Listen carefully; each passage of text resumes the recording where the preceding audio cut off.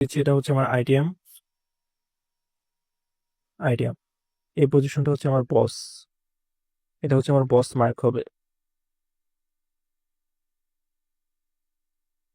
ওকে, এটা হচ্ছে আমার বস। যখন এখান থেকে বস হয়ে যাবে তখন আমরা এইখানে মার্ক করবো লো।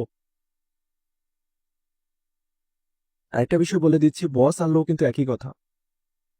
বস আর লো একই কথা, আপনি বসও বলতে পারেন, সরি বস না, চোখ আর লো একই কথা, আপনি চোখও বলতে পারেন, লো বলতে পারেন। এই পজিশনটা হচ্ছে আমার লো বা চোখ, লো অথবা চোখ, আপনি যেটা বলেন। ওকে, সো আশা করি বুঝতে পারছেন বিষয়টা, কনসেপ্টটা বোঝার চেষ্টা করেন একটু। প্রথমে আমার সুইং মার্ক হলো, সুইং মার্ক হওয়ার পর আমার এখান থেকে এগেন আইডিএম নিল, সুইং বরাবর এসে আইডিএম নেওয়ার পর যখন আমরা এখানে বস মার্ক করলাম, আইডিএম নেওয়ার সাথে সাথে আমরা হাইস্ট পয়েন্টটাকে বস মার্ক করে ফেলবো। তো যখন মার্কেট এখানে আমাদের বস কমপ্লিট করবে তখন আমরা এই বস থেকে সুইং এই পর্যন্ত সব থেকে লোয়েস্ট পয়েন্টটাকে আমরা চোখ মার্ক করবো বা লো মার্ক করবো।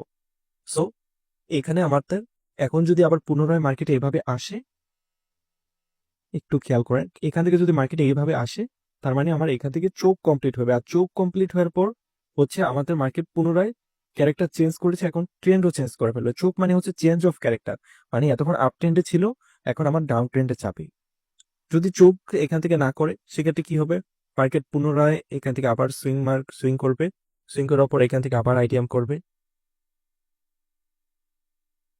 এখান থেকে সুইং করার পর একটু উপরে যাবে, এখান থেকে আইডিএম করবে, তারপর আবার বস বানাবে, তো এখান থেকে চেঞ্জ অফ ক্যারেক্টার বানাবে। এইভাবে মার্কেট চলতেই থাকবে আপ ট্রেন্ডে।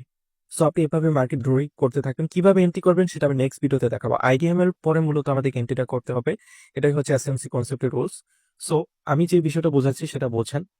মার্কেট যদি এখান থেকে বস কমপ্লিট করার পর এই লোয়ের নিচে চলে আসে তার মানে আমরা এখন আর আপ ট্রেন্ডের আইডেন্টিফাই করবো না। আপ ট্রেন্ডের জন্য সুইং আইডিএম বস এতক্ষণ আইডেন্টিফাই করেছি, এখন আমরা ডাউন ট্রেন্ডের ক্যাটে করবো, কারণ আমাদের চোখের নিচে মার্কেট চলে আসছে। সো আমাদের চেঞ্জ অফ ক্যারেক্টার, এখন আমরা ডাউন ট্রেন্ডে আইডেন্টিফাই করবো। সো এখান থেকে আমরা ডাউন ট্রেন্ড কিভাবে করব, এখান থেকে মার্কেট আবার উপরে যাবে, মার্কেট এখান থেকে উপরে যাবে, উপরে যেয়ে একটু নিচে আসবে, তো এখানে আমার সুইং আইডেন্টিফাই হবে, এই পয়েন্টটা হচ্ছে আমার সুইং। আবারও বলছি, সুইং এর ভিডিওটা দেখবেন। সুইং কিন্তু এই যে এভাবে মার্ক করছি বিধায় যে এটা সুইং, তার মানে এটা সুইং না, সুইং এর রুলস আছে। আর আমি লাইভ মার্কেটেও দেখিয়ে দেবো, একটু অপেক্ষা করেন, প্রথমে জাস্ট কনসেপ্টটা বোঝেন। এখানে আমরা সুইং মার্ক করলাম, পুনরায় যখন মার্কেট এখান থেকে আমাদের উপরে